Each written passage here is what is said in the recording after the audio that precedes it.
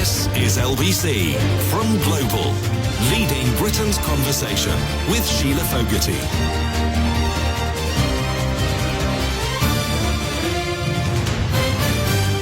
Hello there, good afternoon to you. Really keen to hear from you if you are affected by the costs of leasehold or freehold arrangements that you have on the property that you live in.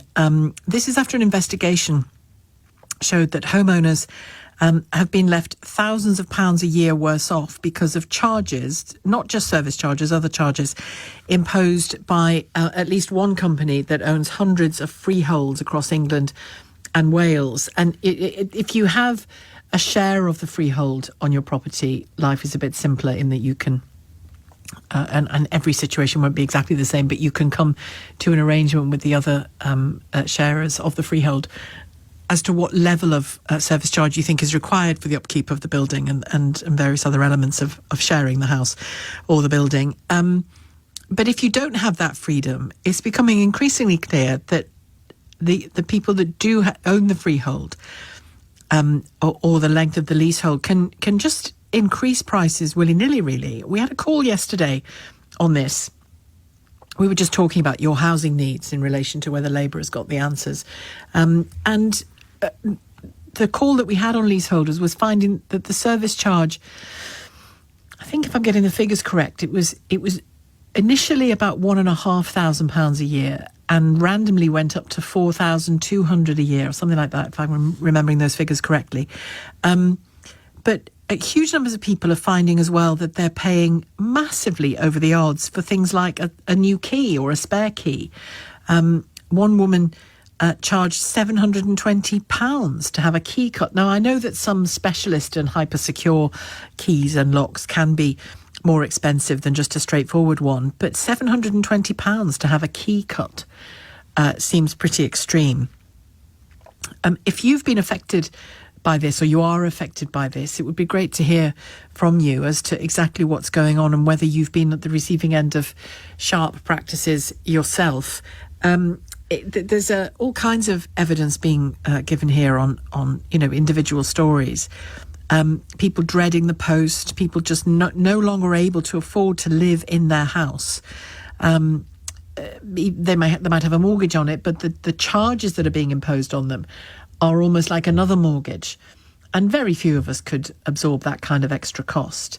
I know in my case, I live in a very large Victorian house that is 4 flats. And I know all the other owners very well, and we have a system where we manage it ourselves, and we agree what yearly costs we think we might need if we have a particular job that needs doing on the building, or if we just have a standard pot of money for when we need to, get the gutters cleared or whatever it happens to be, and it works pretty well.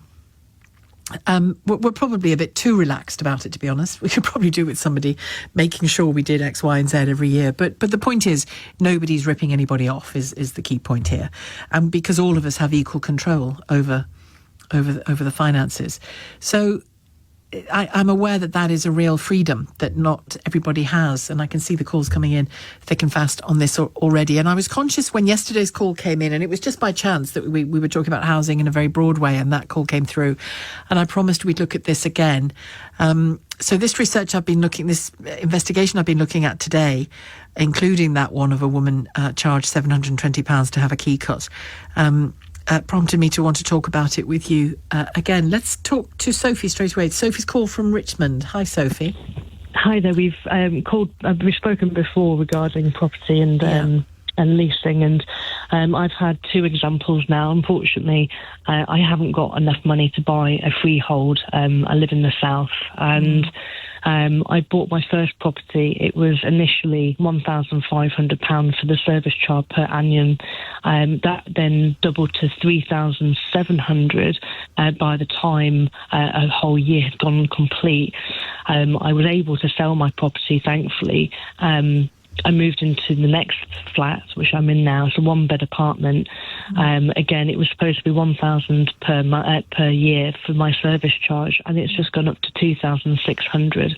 What reason are you given when these increases happen? There's no reason. It's just cost of has gone up because of demand, or whether that be insurance. There's been no insurance claims. I've lived here for a year and a half, and I know everybody in the apartment. There's been no insurance claims. There's been no incidents. There's been no floods or fires. And we're just at a loss, because if I don't pay, I'll lose my home. And it's really difficult, because I'm, not eating as much. I'm on like a branded kind of fuel, so I'm saving money on that. So it's reaching the limits of your budgeting, isn't it? This additional stuff. I can't afford to live here anymore. And then trying to sell the home with the service charge that high, it's putting people off. I've actually had to put my property on the market, and no one's interested because the service charge is too high. And I don't really know what to do. And, we go to them going, please, we can't afford this. But no, it feels like the government doesn't have our back. They can just put it to whatever, and they've got the monopoly. Well, there have been lots of concerns expressed around this whole issue, the leasehold reforms. I was reading a piece from earlier in November. These long-awaited reforms to the leasehold system, which is what you're being affected by, been delayed for several months because of flaws in the legislation that was passed earlier on by previous Conservative ministers, or by the government, the previous Conservative government. It's in the meanwhile you're having to navigate it. When they put it up, what is it they say they're paying for? You talked about cost of living, but what is the service charge for? So I looked at the invoices, and it's very difficult. They're supposed to give you a very clear costing for the year, what they've spent their money on. But I mean, I'm sure you'll hear from other people that are calling in. It's never that clear at all. They're trying to say that the insurance premium has gone up, but like I said, there's been no claims, and if that were the case, if mine's going up by 1,600, there are 10 people in the apartment, and you can quickly do the maths. It's a heck of a lot of money. It's a heck of a lot of money indeed. And, they've also got, right of passage. So I considered maybe Airbnb my property and moving in with a friend to help me out, and they go, nope, you can't Airbnb because it's a leasehold. They stop you at every junction, and then just that kind of restriction does exist on mortgage deals as well. So if you have a mortgage deal, so that's not unusual, but it's still in your way, isn't it? From my mortgage, I had permission from my mortgage provider, right, because of my circumstances, and that's not just one example, but there's so many examples where they block you from doing things, and then they expect you to pay, a substantial amount, and there is no clear breakdown of what they're spending their money on. They just shove the invoice. In fact, I got one today for another £200 because the cost is going up, and they're starting it from last month. They're expecting everybody to start paying £300 a month. Are you on good terms with the other residents? Because you could do a joint action and say, well, hang on, until you give us a blow-by-blow account of what this money's been spent on, we're not prepared to give you any more. We've contacted them to have a meeting since. I've lived here for a year and a half, and I've never had a meeting. We're supposed to do like annual meetings. The other residents have been living here for 5 years and never had a meeting. We have asked, and they've declined to reply. Is there? Well, they can't throw you out of your house, can you? If it's mortgaged. I've been told that if you don't pay your lease or you break your lease, there's a certain term that they are obligated, and they can remove your right and passage to the property. Right. Well, that's pretty terrifying, isn't it? It's a complete monopoly. I think the only way forward for you is concerted action with the others, isn't it? Yeah, and again, we're trying at the moment, but they're not responding to their emails, and it is like getting blood out of a stone to get them to, exactly, and it's heartbreaking. If there was an incident, they don't even respond to their emails. So, well, Matthew Pennycook of Labour has told, I think it was. He said in the Commons yesterday that it would take longer than expected to bring into force the reforms that were originally passed by Michael Gove, the outgoing, former now, Housing Secretary, the very end of the last Parliament. But he says he remains, this is the new minister, he remained committed to ending what he called the feudal leasehold system. And what you have just described is that, isn't it? It's a feudal system that says, you're the serf, I'm the king, cough up. Yeah, absolutely. And, I just, at the moment, most of the people in the south have to buy apartments because of the expense, just how expensive, properties are. So people go, I've had a couple of people go, well, why didn't you buy a freehold? I'm like, well, I bought a flat for £260,000, a one-bed apartment. If I wanted a one-bed house, you're talking about £400 or £500. Well, there aren't many one-bed houses out there, are there? They tend to be at least two. Yeah. or any property, to get a property under £400,000 as a freehold near where I live is near on impossible. Yes, yeah. Well, he has promised, Matthew Pennycook, he has promised to abolish the system before the next election. But and I wonder whether that is prompting the leasehold owners to just fleece you all before they can do no longer. No, it wouldn't surprise me. It really wouldn't surprise me. And in the meantime, you're hanging on in there just about. I'm struggling. I'm not turning on my heating. I live in it's a single glazed property, so it's absolutely cold. Freezing. And again, you can't change the windows because it's a listed building. So, I'm just trying not to put the heating on, putting layers on, trying not to spend money. I'm having just lunch. I'm not eating breakfast or dinner. Just in the hope that things just get better, to be honest. Yeah. And will you leave your house on the market to see if there's a taker? I'm just leaving it on the market now, and in the hope that someone buys. But the agents that I'm working with are saying that leasehold people aren't buying them because people of this issue. Yeah. Gosh, well, Sophie, I really wish you well with it. I'm sure. The very fact that you're reduced to one meal a day and not putting your heating on tells its own story. I'm so sorry to hear that. That's really bad. If somebody says to you, I'll be needing twice the amount you've been giving me for a month, I'm going to want to know why. Little message there for the water companies while we're at it. It's 3:15. This is LBC. I'm pretty sure that a lot of the calls we're going to hear between now and 4 are not going to be very positive. And, most of all, I'm sorry for the person at the heart of the story for that. But it is a pretty bleak picture, this leasehold scenario. It's a very bleak picture for many people. And it's, I guess, reassuring to hear Matthew Pennycook telling the House of Commons that the system will be abolished before the next election, but that the way the legislation was framed by the previous government means it will be slower than they had hoped. Well, let's make sure it happens one way or another. Nathaniel in Islington, hello. Hello, hi. Yeah, I've had problems with my service charge company. I think they are committing fraud, and I want the Serious Fraud Office to look into any accusation against these service charge companies. They treat us absolutely terribly. I formally accused them of fraud in a letter. We were being charged for CCTV maintenance for cameras that didn't work properly. I had a friend that needed the footage, and it's a neighbour, and it wasn't working. We've been charged thousands for that every year. Miscellaneous waste disposal costs, being charged for the service charge company's caretaker. They charge us rent for his flat, which they own, way above the market rates. And it's just full of these absurd charges like this. And I accused them of fraud. I got hand-delivered a pack of notes and invoices. And then I was renting out a spare room on Airbnb, allegedly, I must say. And that was technically in breach of the lease in my own flat, which I own.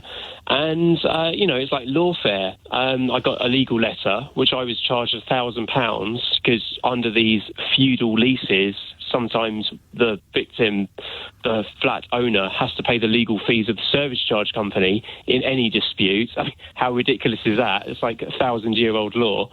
And it's just appalling. It's a horrible feeling. It's like, and I was threatened with an injunction, in this little, that technically they could withdraw the lease, then you'd have to sell the flat, you wouldn't own the flat anymore. It's just a completely ridiculous feudal system, and it's got to be disposed of. It absolutely has. You don't really have it in any other country, and it's you just feel like we would charge thousands of pounds for a general works maintenance thing. They sandblasted some walls to take some paint off from a previous owner, and it ruins the wall, and it's been left like that. They're just absolute crooks. It's like having a terrible landlord, but having a mortgage instead of a rental agreement. Yeah, exactly, yeah. And then this whole concept of leasehold, in that, when you buy the lease and it's like 99 years, or if you buy a flat and don't renew the lease, you only own it until the lease runs out. I mean, what kind of a system is that? It's ridiculous. Oh, it's a system where land is king is what it is. Exactly, yeah. And a lot of these companies, they're not even British. They're dubiously or foreign-owned companies, so you're not even supporting King Charles or something, which at least would be traditional feudalism. At least it's the king. At least it's our king who's fleecing me. Yeah. Yeah, and I can understand in some, there's a very nice development somewhere that has a glass swimming pool between the two buildings, and, service charge on somewhere like that is probably thousands and thousands a year. But you think, well, you'd have to be a multi-millionaire to live there in the first place. But the fact is, I think it's about a fifth of people in the UK live in flats, and they're putting up with this. I was helping a friend with some work in a flat that he owns, and his service charge was horrific. He lets out the flat, and the communal areas were just appallingly maintained. And the thing is, it's like £2,000 a year, say, to dispute that, you end up doing, it's like amateur legal work. You have to go through all these papers, write a legal letter, and that's before even going to a solicitor. And then it's kind of like, it's almost on the cusp of, is it worth it or not? Thousands of pounds in legal fees. A neighbour took the service charge company to court because he's very wealthy and owns a business and stuff. And he went to court 24 times and only won twice or something. Yeah.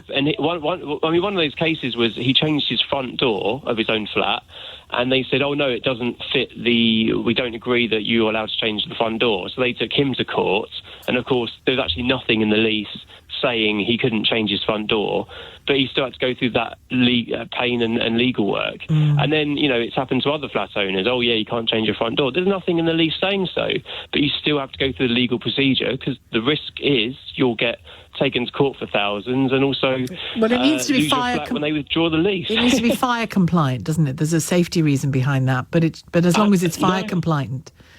Absolutely not. No, it was the style of the door. Yeah, I was going to say, as long as it's... It was the style. And I think, to bring up on a point earlier, you can lose your flat if they say, oh, you're in breach of lease, and it goes to court. You can lose your home. And still have a mortgage. Feudal thing. Say again? And still have a mortgage. Yeah, exactly. Yeah, you'd be obliged to pay that. I really hope the Serious Fraud Office or someone from there is listening and does a full investigation. It's the scandal of our time. It really is. It's in a queue of scandals, Nathaniel, of our time, I think. Yeah, it is. It is. It's the last bastion of feudalism, isn't it? It's like, these things came about 1,000 years ago when the French invaded, and a lot of them still own the land, and a lot of them still own the leases. And there's a thing on the BBC this morning about the ground rent charge of someone's property going up from £10 a year to £500, and it's like these people go, what can we get away with under these outdated laws? Knowing that most people don't understand it and don't react. Yeah. And so you're okay, are you? Our previous caller was not okay. She was having to miss meals, but are you managing? Just about, just about. It was a really tough time earlier this year, but I am just about. And nationally as well, it just seems like they're building more and more flats, and you wonder sort of what lobbying's going on beside. It's going to become more and more of a problem for more and more people. And well, it needs to be. It needs to be built out of the system, doesn't it? Yeah, and in France they have a common hold. There's an organisation lobbying for this common hold approach where, essentially there's not profiteering. Everyone is obliged to pay some amount of money, and people decide on how the money is spent. Yeah. Liberté, égalité. What's the third one? Fraternité. Exactement. And Exactement. Avec son tête. No, I wouldn't advocate any violence. No, me neither. No. Legal changes, hopefully. No. I'm not entirely sure I'd advocate a revolution either. Anyway, thank you very much. I learned a lot about the French Revolution recently from my favourite podcast, or one of my favourite podcasts. The rest is history, and it's unbelievable. Thanks, Nathaniel, for your call. Gareth has called from Brighton. Hello, Gareth. Hi, Sheila. How are you? I'm fine, thanks. Yeah, you're a chair of a residents' association. Yes, not by choice. But I just wanted to kind of express that it's really great that we're having these conversations today. And obviously, there's a lot of conversations around the leasehold stitch-uppers that we're now kind of experiencing. I mean, my experience is that I've done everything that I was supposed to do in terms of scrimping and engravings and saving up to purchase my first property. And like many, the only property really that was in my price range was an apartment. The schemes on offer from the government at the time were a first-time buyer incentive, which were one of the stipulations were that the apartment needs to be a new build. So I complied with that and bought myself my brand new build apartment, my first home, in 2021. And in that time, I now find myself living in an apartment that is falling apart on a daily basis with continual bad workmanship. And that stems down to the developer basically building the cheapest below par apartment building possible. And in that process of trying to get to the bottom and fix the issues, we're a block of around 130 odd flats. We banded together as neighbours and started to push back. Oh, that's good. And what was the upshot of that banding together? So we're now basically fast forward kind of 4 years. We're now in the cusp of taking over the management functions of the building. So for anyone listening that is wondering about what to do, at the moment our only lever really to do is band together. You need 50% plus one leaseholders in a dwelling, in a building, to start the process, and you can actually claim the management functions of the building and take away the management responsibilities from the freeholders. So what does that mean in terms of any rises they can impose on you? Does it remove them completely? So at the moment we have a situation where the freeholder employs the managing agent and they conform to the instructions of the freeholder, and that's where it opens up lots of exploitative costs being put to the service charge. And we've experienced that where we've gone to challenge the invoices, and again, it's very spurious reasons why things have been charged and no detail. Once we're in a position of managing the building via a right to manage company, it's us then that can either self-manage that building or discharge our responsibilities back through a managing agent that we choose and we employ. And then basically we actually then control the cost and the budget for that building. So providing we cover the essential maintenance and make sure it's compliant, how we do that and how much we pay for that, that's going to be within our gift.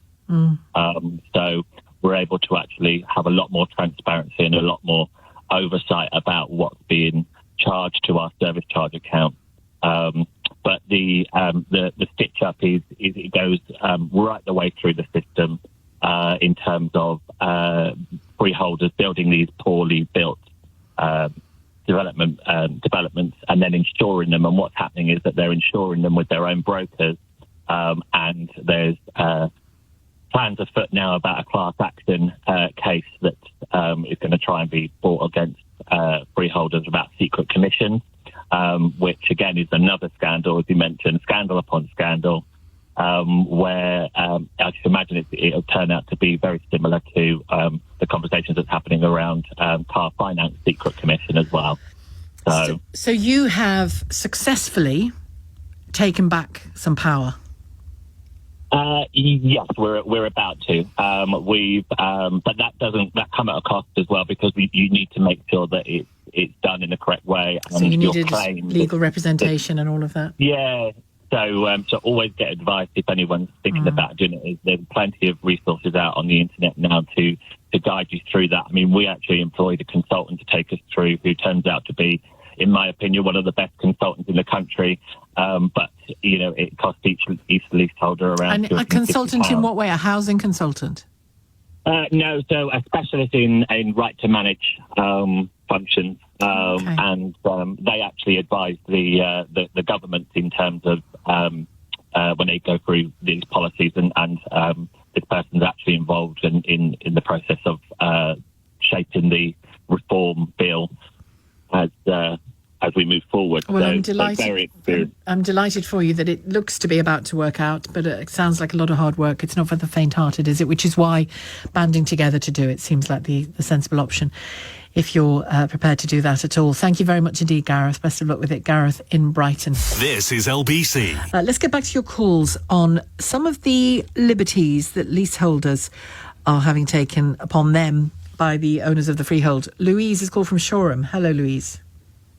Oh, hello, Sheila. I'm really grateful to you talking about this today. It's so important to my heart and so many others.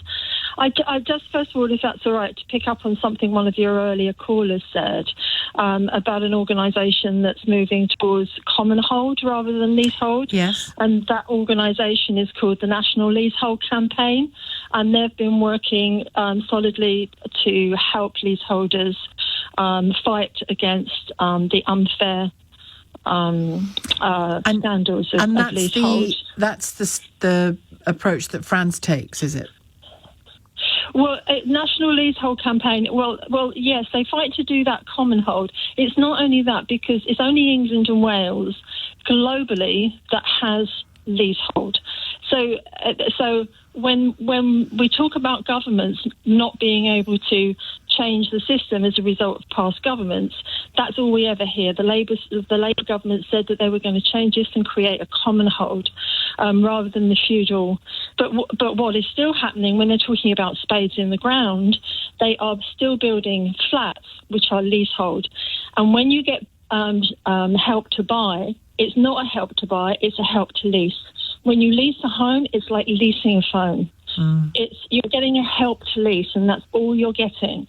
And so there's misadvertising and there's mis-selling everywhere. And that's very easy to misunderstand if you're not fully versed. And a lot of people I speak to, even today, have become fully versed the hard way. Because it's very complicated. It's so complicated, and there's a reason why it's complicated. When one of your callers spoke about leases being sold offshore, yes, because they're profitable, and it not going to our king. Where in actual fact, most of the leaseholds, lots of the leaseholds in our country are actually held by the Crown, or they're held by the Church. So it doesn't surprise me at all how difficult it is to get hold of leasehold when you think of who owns the freehold.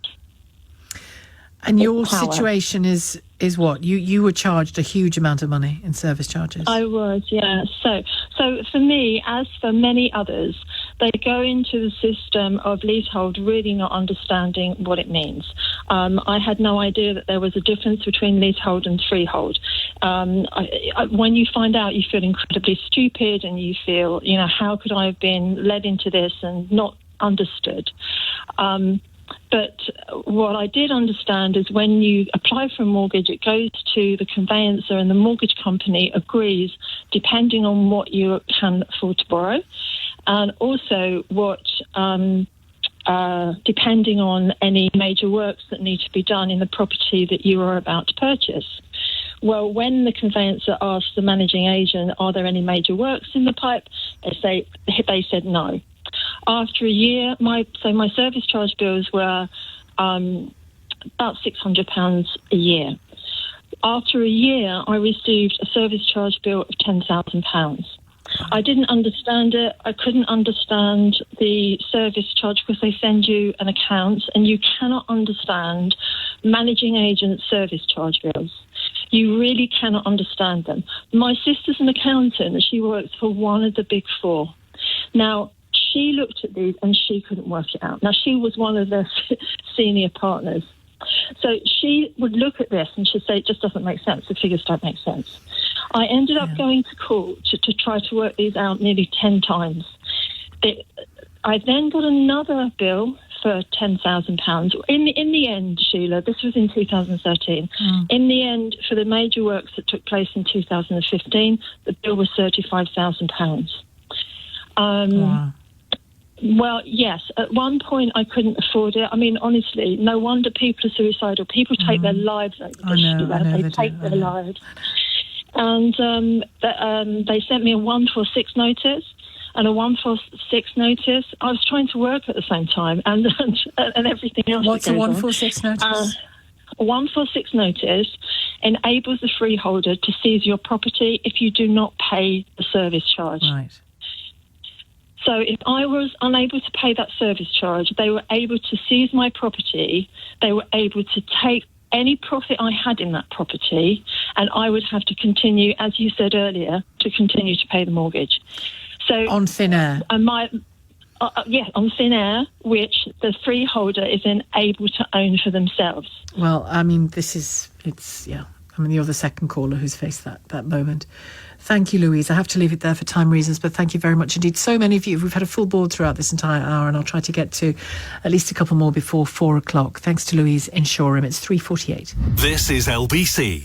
Let's get to your calls before I hand over to Tom. Time for at least one more. Emma has called from Chiswick. Hello, Emma. Hello there. Hi. Hello, Sheila. Hi. You live in a block of 7 flats. I don't actually. I'm a landlord, so I own one of the flats. You own the block, I see. Yeah, I don't own the block. I wish I did. No, I own one of the flats, so okay. I rent it out. So I bought it in about 2018. But it was brand new, and I just paid the normal service charge, and the service charges kept going up and up every year. And it turned out that the managing agents owned the building, and they were charging service charges, astronomical charges for everything, all sorts of ridiculous amounts of money. It just kept going up and up. And there was one particular lady who'd bought a flat there who was really good. Not me. I can't take any credit. I wish I could, but she persisted for months and months, and she took the managing agent to court, to the tribunal, and she insisted on seeing receipts, and there were receipts so they owned an office as well in that block, and the office staff used to park in the Sainsbury's opposite, and they put that through, and £1,500 to replace light bulbs. I mean, it was only a 7 flats. Anyway, she spent ages. There was a little group of them, and we got £48,000 back. And there's only 7 flats, so she won, and they had to pay everything back, and they weren't allowed to manage the building anymore. So we got new managing agents. It took a long time, but if somebody's got the time, I think it was a company called First Tier Tribunal or something that were the people that took them to court, but.